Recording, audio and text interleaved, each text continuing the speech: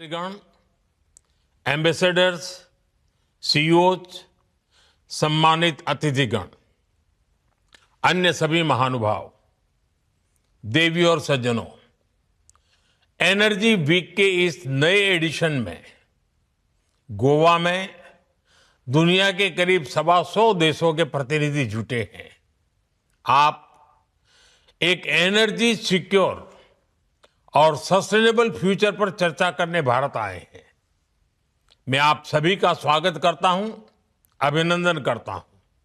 साथियों, India energy week बहुत ही कम समय में डायलॉग और एक्शन का एक ग्लोबल प्लेटफॉर्म बनकर उभरा है। आज एनर्जी सेक्टर के लिए भारत बहुत बड़े अवसरों की धरती है। भारत दुनिया की फास्टेस्ट ग्रोइंग मेजर इकोनॉमी है, यानी हमारे यहां एनर्जी प्रोडक्ट्स की डिमांड लगातार बढ़ रही है। इसके अलावा भारत दुनिया की डिमांड पूरी करने के लिए भी बेहतरीन अवसर उपलब्ध करता है। आज हम दुनिया में पेट्रोलियम प्रोडक्ट्स के टॉप 5 एक्सपोर्टर्स में से एक हैं। दुनिया के 150 से ज्यादा देशों तक हमारी एक्सपोर्ट कवरेज है और भारत की ये क्षमता आपके बहुत काम आने वाली है। इसलिए एनर्जी वीक का ये प्लेटफॉर्म हमारी पार्टनरशिप को एक्सप्लोर करने का बहुत ही उत्तम स्थान है। मैं आप सभी को बहुत सारी शुभकामनाएं देता हूं। फ्रेंड्स, अपनी बात आगे बढ़ाने से पहले मैं एक बड़े डेवलपमेंट की चर्चा करना चाहूंगा। कल ही भारत और यूरोपियन यूनियन के बीच एक बहुत बड़ा एग्रीमेंट हुआ है। दुनिया में लोग इसकी चर्चा मदर ऑफ ऑल डील्स के रूप में कर रहे हैं। ये समझौता भारत के 140 करोड़ लोगों और यूरोपीय देशों के करोड़ों लोगों के लिए बहुत बड़े अवसर लेकर आया है। ये दुनिया की 2 बड़ी इकोनॉमीज के बीच तालमेल का एक शानदार उदाहरण बना है। ये समझौता ग्लोबल जीडीपी के करीब 25% और ग्लोबल ट्रेड के करीब 1/3 हिस्से को रिप्रेजेंट करता है। ये समझौता ट्रेड के साथ साथ डेमोक्रेसी और रूल ऑफ लॉ के प्रति हमारे शेयर्ड कमिटमेंट को भी सशक्त करता है। साथियों, ईयू के साथ हुआ ये फ्री ट्रेड एग्रीमेंट ब्रिटेन और एप्टा समझौतों को भी कॉम्प्लीमेंट करेगा। इससे ट्रेड और ग्लोबल सप्लाई चेन दोनों को मजबूती मिलेगी। मैं भारत के नौजवानों को, सभी देशवासियों को इसके लिए बहुत बहुत बधाई देता हूं। मैं textile, James and jewellery, leather and shoes ऐसे हर सेक्टर से जुड़े साथियों को भी बधाई देता हूं। ये समझौता आपके लिए बहुत सहायक सिद्ध होगा। साथियों, इस ट्रेड डील से भारत में मैन्युफैक्चरिंग को तो बल मिलेगा ही, साथ ही सर्विसेज से जुड़े सेक्टर का भी और अधिक विस्तार होगा। ये फ्री ट्रेड एग्रीमेंट दुनिया के हर बिजनेस, हर इन्वेस्टर के लिए भारत पर कॉन्फिडेंस को और मजबूत करेगा। साथियों, भारत आज हर सेक्टर में ग्लोबल पार्टनरशिप पर बहुत अधिक काम कर रहा है। मैं अगर एनर्जी सेक्टर की ही चर्चा करूं तो यहां एनर्जी वैल्यू चेन से जुड़े हुए अलग अलग क्षेत्रों में निवेश की बहुत संभावनाएं हैं। आप एक्सप्लोरेशन का ही क्षेत्र ले लीजिए। भारत ने अपने एक्सप्लोरेशन सेक्टर को काफी ओपन कर दिया है।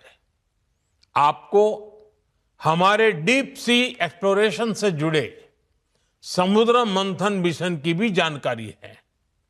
हम इस दशक के अंत तक अपने ऑयल एंड गैस सेक्टर में इन्वेस्टमेंट को 100 बिलियन डॉलर्स तक ले जाने का प्रयास कर रहे हैं। हमारा लक्ष्य एक्सप्लोरेशन के दायरे को भी 1 मिलियन स्क्वायर किलोमीटर तक विस्तार करने का है।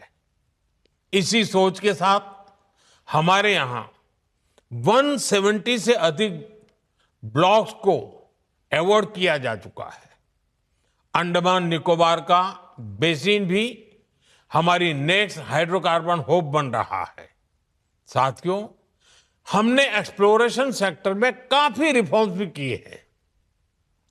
नो गो एरिया बहुत कम कर दिया गया है। इंडिया एनर्जी वीक के पिछले एडिशंस में आपको भी जो भी सुझाव थे, आपने जो कुछ भी कहा, उनके अनुसार हमने अपने एक्ट्स और रूल्स में भी बदलाव किए हैं। यदि आप एक्सप्लोरेशन सेक्टर में इन्वेस्ट करते हैं तो आपकी कंपनी की प्रॉफिटेबिलिटी बढ़ना तय है। साथियों, भारत की एक और विशेषता है जो है एनर्जी सेक्टर में इन्वेस्टमेंट को बहुत फायदेमंद बनाता है। हमारे यहां बहुत बड़ी रिफाइनिंग कैपेसिटी मौजूद है। हम रिफाइनिंग कैपेसिटी के मामले में विश्व में दूसरे स्थान पर है। जल्द ही हम दुनिया में पहले नंबर पर होंगे। आज भारत की रिफाइनिंग कैपेसिटी करीब 260 MMTPA की है। इसे 300 MMTPA के ऊपर ले जाने के लिए निरंतर प्रयास हो रहा है। ये इन्वेस्टर्स के लिए बहुत बड़ा एडवांटेज है। साथियों, भारत में LNG की डिमांड भी निरंतर बढ़ रही है। हमने अपनी टोटल एनर्जी डिमांड का 15% LNG से पूरा करने का लक्ष्य रखा है। इसलिए हमें LNG के पूरे वैल्यू चेन पर काम करने की आवश्यकता है। आज भारत ट्रांसपोर्टेशन पर भी बहुत बड़े स्तर पर काम कर रहा है। LNG ट्रांसपोर्टेशन के लिए जिन वेसल्स की जरूरत है, हम उन्हें भारत में ही बनाने पर काम कर रहे हैं। हाल में ही भारत में शिप बिल्डिंग के लिए 70,000 करोड़ रुपए का प्रोग्राम शुरू किया गया है। साथ ही LNG के लिए देश के पोर्ट्स पर टर्मिनल के निर्माण में भी निवेश की अनेक संभावनाएं हैं। रीगैसिफिकेशन से जुड़े प्रोजेक्ट्स में भी आपके लिए इन्वेस्ट करने की बड़ी संभावनाएं बन रही है। साथियों, LNG के ट्रांसपोर्टेशन के लिए भारत में बहुत बड़ी पाइपलाइन की भी अब जरूरत है। बीते सालों में इस पर हमने बहुत निवेश किया है, लेकिन अभी भी बहुत बड़े पैमाने पर इन्वेस्टमेंट के लिए संभावनाएं हैं। आज भारत के कई शहरों में सिटी गैस डिस्ट्रीब्यूशन का नेटवर्क पहुंच चुका है और हम तेजी से अन्य शहरों में भी इससे जोड़ रहे हैं।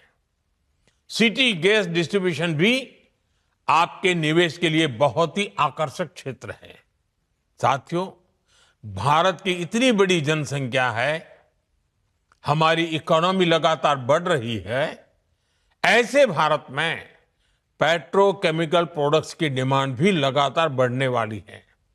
इसलिए हमें बहुत बड़े एनर्जी इंफ्रास्ट्रक्चर की आवश्यकता होगी और इसमें भी आपका इन्वेस्टमेंट आपको बहुत ग्रोथ देगा। इन सब के अलावा भारत में डाउनस्ट्रीम एक्टिविटीज में भी आपके लिए इन्वेस्टमेंट के बहुत मौके हैं। साथियों, आज का भारत रिफॉर्म्स एक्सप्रेस पर सवार है और हर सेक्टर में तेजी से रिफॉर्म्स कर रहा है। हम डोमेस्टिक हाइड्रोकार्बन को सशक्त करने के लिए रिफॉर्म्स कर रहे हैं और ग्लोबल कोलैबोरेशन के लिए ट्रांसपेरेंट और इन्वेस्टर फ्रेंडली एनवायरनमेंट बना रहे हैं। भारत अब एनर्जी सिक्योरिटी से आगे बढ़कर एनर्जी इंडिपेंडेंस के मिशन पर काम कर रहा है।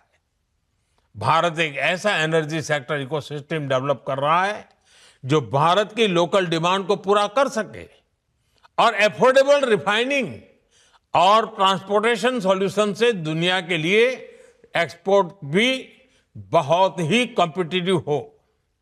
साथियों, हमारा एनर्जी सेक्टर हमारी एस्पिरेशंस के केंद्र में है। इसमें $500 बिलियन की इन्वेस्टमेंट अपॉर्चुनिटीज है। इसलिए मेरा आह्वान है, make in India, innovate in India, scale with India, invest in India.